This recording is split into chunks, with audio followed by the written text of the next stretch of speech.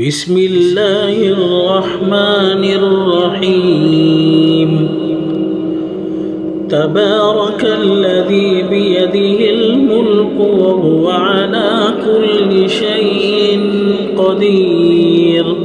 الذي خلق الموت والحياة ليبلوكم أيكم أحسن عملا وهو العزيز الغفور الذي خلق 7 سماوات طباقا ما ترى في خلق الرحمن من تفاوت فارجع البصر هل ترى من فطور ثم ارجع البصر كرتين ينقلب إليك البصر خاسئا وهو حسير ولقد زينا السماء الدنيا بمصابيح وجعلناها رجوما للشياطين وأعتدنا لهم عذاب السعير وللذين كفروا بربهم عذاب جهنم وبئس المصير إذا ألقوا فيها سمعوا لها شهيقا وهي تفور تكاد تميز من الغيظ كلما ألقي فيها فوج سألهم خزنتها ألم يأتكم نذير قالوا بلى قد جاءنا نذير فكذبنا وقلنا ما نزل الله من شيء إن أنتم إلا في ضلال كبير وقالوا لو كنا نسمع أو نعقل ما كنا في أصحاب السعير فاعترفوا بذنبهم فسحقا لأصحاب السعير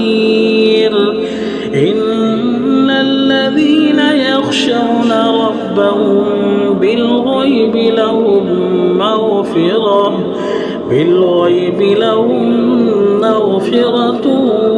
وأجر كبير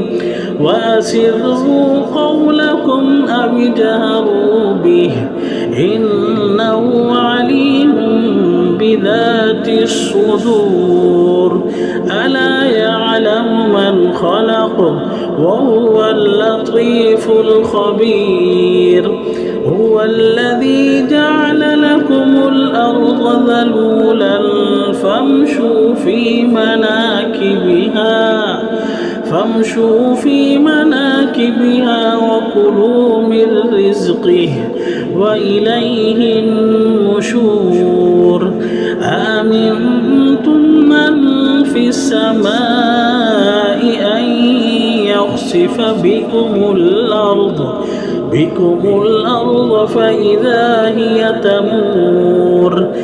أم أمنتم من في السماء أن يرسل عليكم حاصبا فستعلمون كيف نذير ولقد كذب الذين من قبلهم فكيف كان نكير أولم يروا إلى الطير فوقهم صافات ويقبضن ما يمسكون إلا الرحمن إنه بكل شيء بصير أمن هذا الذي هو جند لكم ينصركم من دون الرحمن الكافرون إلا في غرور أمن هذا الذي يرزقكم إن أمسك رزقه بل لجوا في عتو ونفور أفمن يمشي مكبا على وجهه أهدى أمن يمشي سويا على صراط مستقيم قل هو الذي أنشأكم وجعل لكم السمع والأبصار والأفئدة قليلا ما تشكرون قل هو الذي ذرأكم في الأرض وإليه تحشرون ويقولون متى هذا الوعد إن كنتم صادقين قل إنما العلم عند الله وإنما أنا نذير مبين فلما رأوا زلفة سيئت وجوه الذين كفروا وقيل هذا الذي كنتم به تدعون قل أرأيتم إن أهلكني الله ومن معي أو رحمنا فمن يجير الكافرين من عذاب أليم قل هو الرحمن آمنا به وعليه توكلنا فستعلمون من هو في ضلال مبين قل أرأيتم إن أصبح ماؤكم غورا فمن يأتيكم بماء